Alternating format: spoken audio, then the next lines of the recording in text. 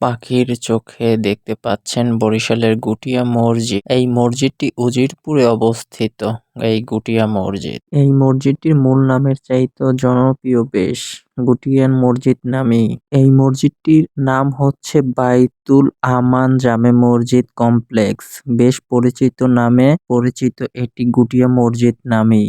এর অর্থ হলো শান্তির ঘর বা নিরাপদ আবাস। এই মসজিদটি নির্মাণে মূল উদ্যোক্তা হলেন সাবেক সংসদ সদস্য ও বিশিষ্ট ব্যবসায়ী শফিউদ্দীন আহমেদ শান্টু।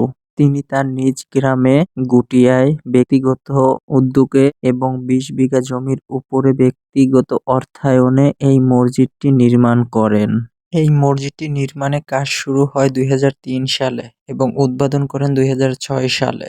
নামকরণের বাহিরেও এই মসজিদটির এর পূর্ব নামের নির্মাণের জন্য বিখ্যাত।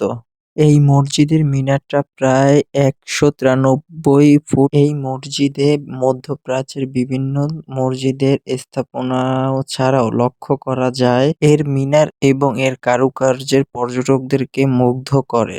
মসজিদ নির্মাণে বিশ্বের বিভিন্ন গুরুত্বপূর্ণ স্থাপনা কাবা শরীফ, আবু জাহেলের ময়দান, জাবালে নূর, মহানবী হযরত মুহাম্মদ সাল্লাল্লাহু আলাইহি সাল্লামের রওজা মুবারক এবং জমজম কুয়ার পানি এখানে ব্যবহার করা হয়েছে বলে জানা যায়। মসজিদের আশেপাশে বিশাল এক পুকুর এবং একটি মাদ্রাসা ও একটি এতিমখানা রয়েছে।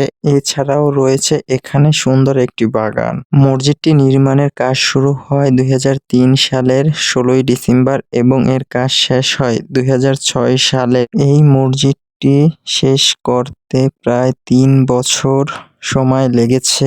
২,১০,০০০ শ্রমিক কাজ করেছে এই মসজিদে। এই মসজিদটি ব্যক্তিগত উদ্যোগে নির্মাণ করা হয়েছে এবং ব্যক্তিগত অর্থায়নে এই মসজিদটি নির্মাণ করা